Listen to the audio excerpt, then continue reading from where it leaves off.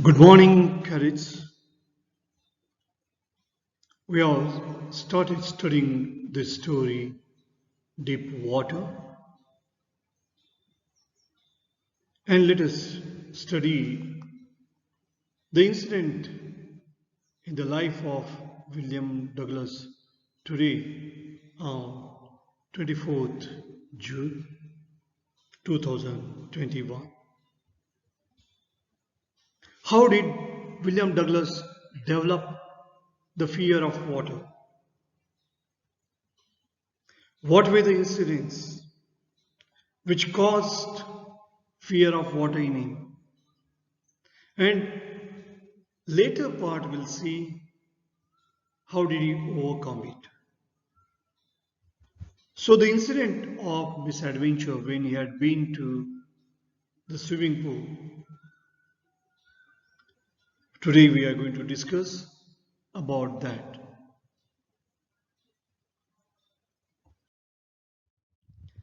My introduction to the YMCA swimming pool revived unpleasant memories and stirred childish fears. Now he has decided to learn swimming because his mother has told him that Yakima River is very treacherous. It is very dangerous. Now he has decided to learn swimming where? In YMCA swimming pool. What is YMCA? Young Men's Christian Association.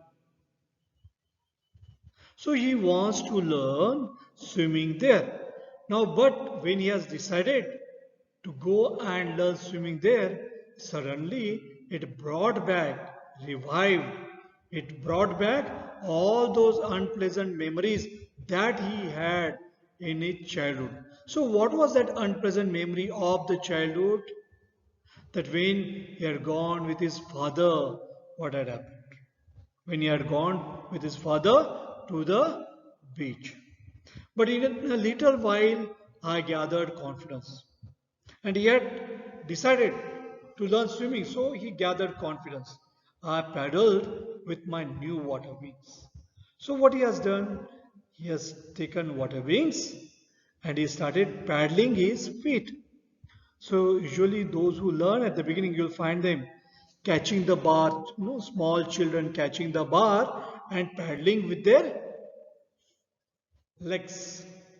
So, watching the other boys and trying to learn by aping them. Now, we use the word aping, aping Western culture.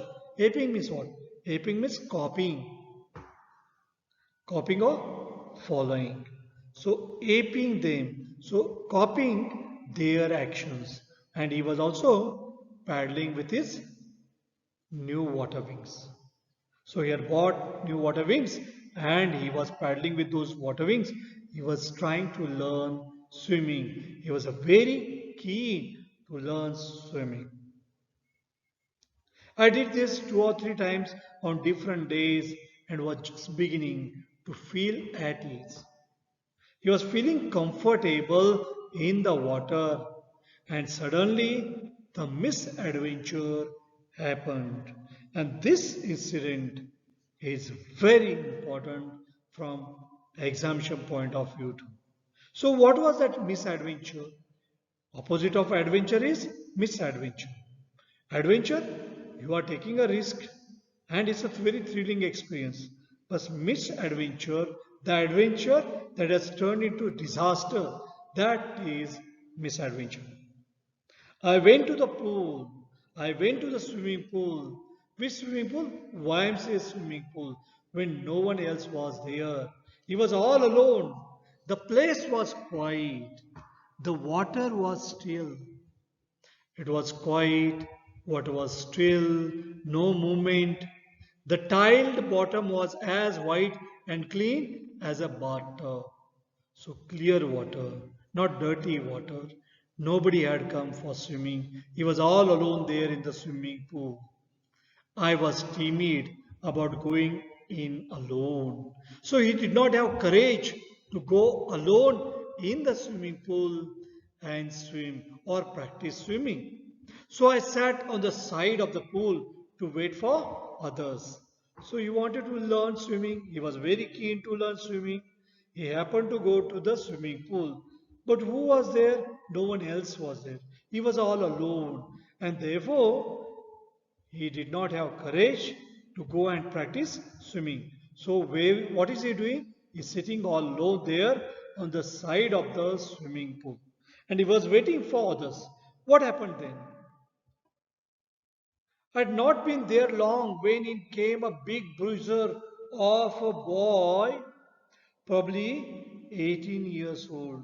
So there is a boy who had come there, and bruiser, very tough, rough, muscular, so very manly boy, a teenager, 18 years old. He happened to come there. He had thick hair on his chest. He was a beautiful physical specimen with legs and arms that showed rippling muscles. So very manly, muscular, young chap had come there. And what does he do? He yelled. Now here he yelled suddenly. He shouted at him, "Hi skinny, hi thin fellow." Skinny, very thin. How do you like to be ducked? If I duck you in water, if I push you and in water, how it would be? He wanted to enjoy the fun. So probably very sadistic. He wanted to see what happens to him when he pushes him into the swimming pool. And remember, first of all, he had a lot of fear of water and he wanted to learn swimming. He had come over there. He was all alone, waiting for someone else. And this fellow comes when nobody else was there. What does he do next? This boy, bruiser, who had come over there, very muscular, what does he do? He just says, "Hi, skinny, hi." And skinny, very lean and thin. And he picks him up. With that, he picked me up. He says, "Hi, skinny, how do you like to be ducked?"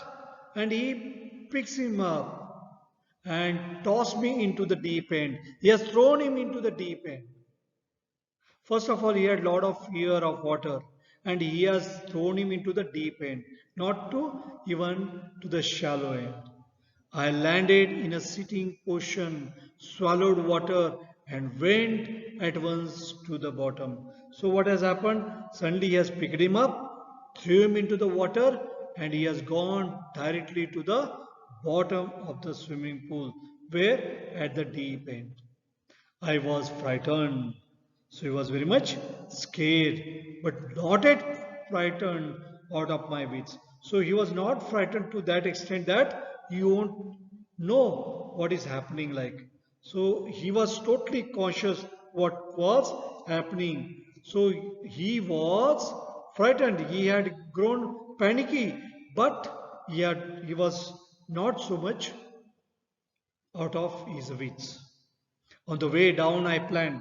So, wits, that's intelligence, that was there in his mind that yes, what is happening? I'm going down, I may get drowned. And then, when he was going down into the water, he planned. When my feet hit the bottom, I would make a big jump.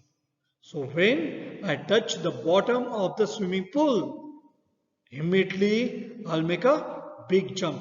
I'll push myself down with the leg and I will come to the surface like lie flat on it. And I will lie flat.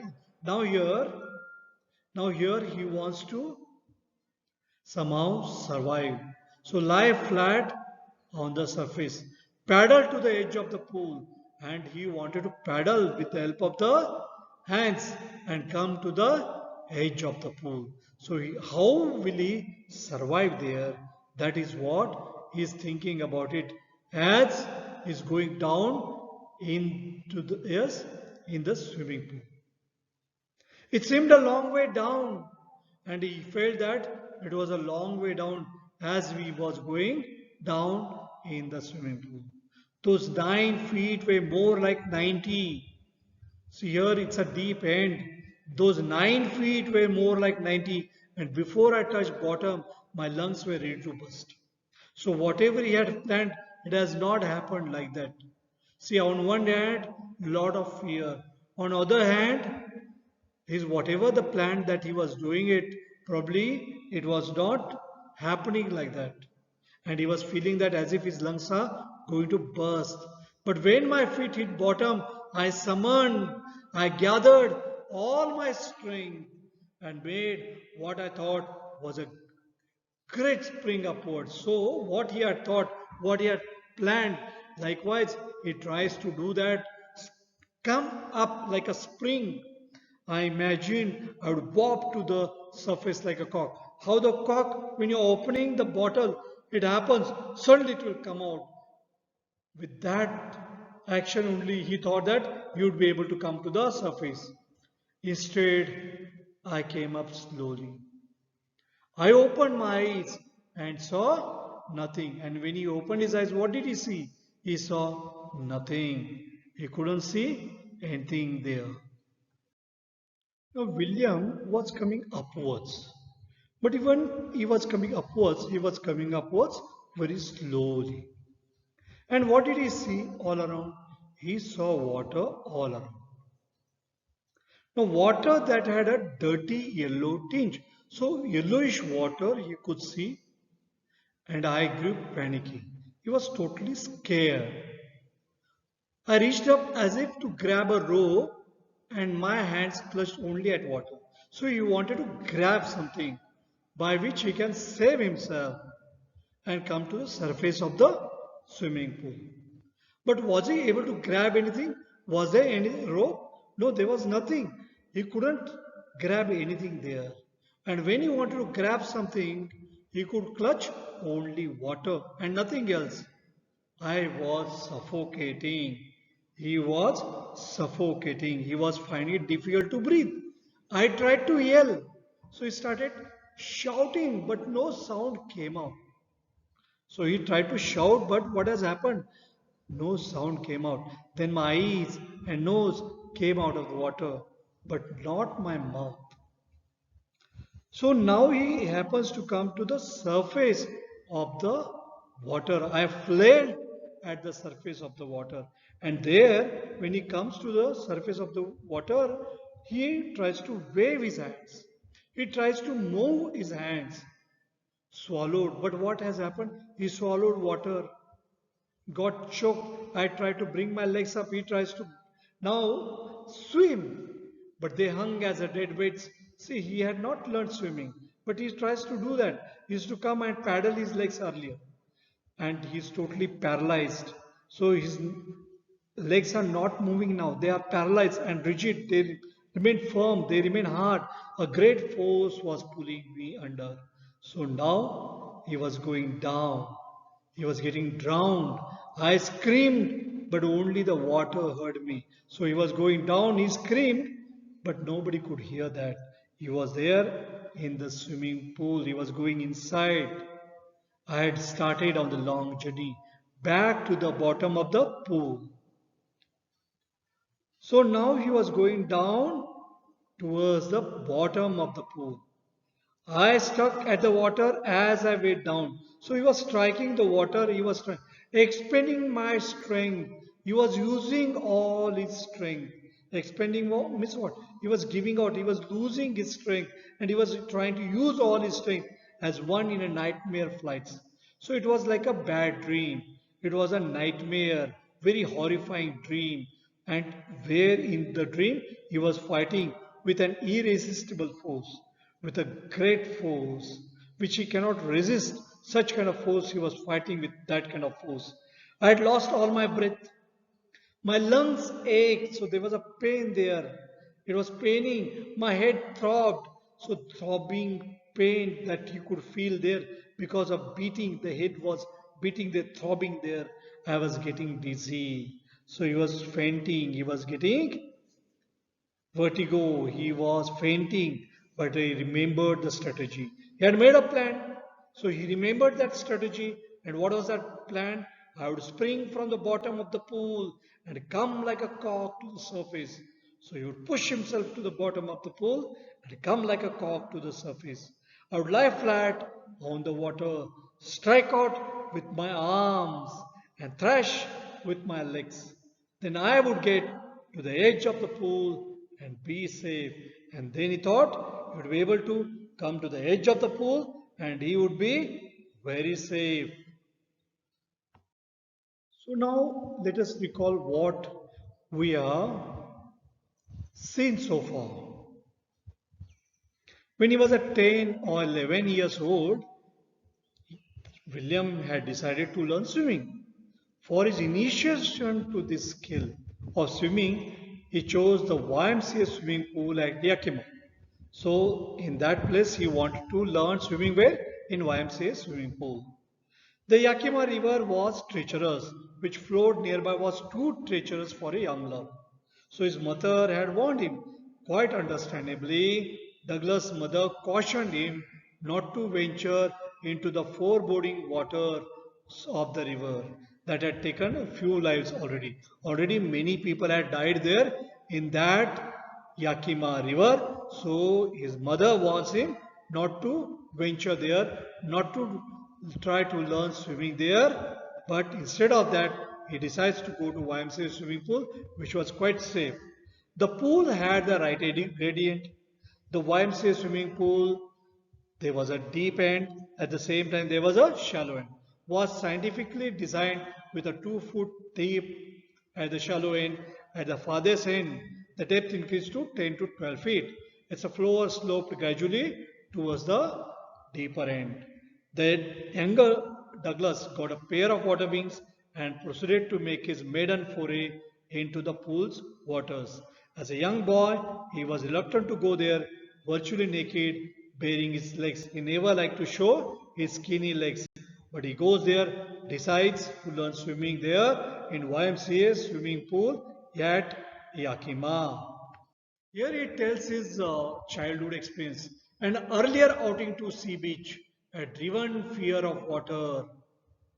The water, however, appeared ominous to the boy from the very start. The awe of water had clung to Douglas from the age of 3 or 4. So that fear of water and outing to the California beach with his father had left some fearful memories. On that occasion, the surging waters overpowered him, nearly drowning him. Even if he held tightly to his father's legs, what had happened? That swept over him and he was buried underwater. Apparently, the water intended to kill him, thought Douglas. His father stood amused. It was quite amusing to his father. The dreadful, the frightening experience, the dreadful memory, however, haunted him for long years thereafter. Now William starts practicing there. So with the swimming gear, so he buys water wings. This awful memory came rushing into Douglas' mind as he waited by the poolside, waiting to take his plunge. Nonetheless, he went on paddling with the water wings in place. There were few kids in the pool. Douglas looked towards them, trying to imitate their flapping hands and legs. 2 to 3 days went by. In such practice, Douglas' confidence increased marginally, but there was misadventure or there was a tragedy that was waiting that brought him near to the death. William is alone and reluctant to enter the pool. So he was waiting for somebody to come so that he can paddle there, he can go on practicing swimming there. On a lonely day when there was no one around, Douglas came to the pool. The water was still, there was no movement of water, and the floor of the pool was clearly visible. He sat there on the edge of the pool as he thought it imprudent to venture in. He lacked the courage. It was unwise to venture, so he lacked the courage and he was waiting for someone else to come. And what happened? There was a misadventure. A big boy pushes William into the water, but he manages not to get drowned. A big boy looking like a bully came in short while. He looked 18 with his well-built muscular frame. He was itching for a little fun. He wanted some fun. He wanted to play prank quite brusquely. He pushed Douglas into the pool. Poor Douglas was unprepared for the jolt. He landed in a sitting position, gulped water, sank to the bottom. He was nervous, but didn't run out of wits. Instantly, he chalked out his plan of action to come out of the danger.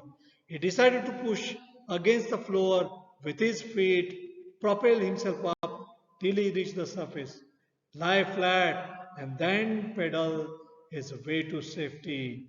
So, in later part, let's see what happens to William.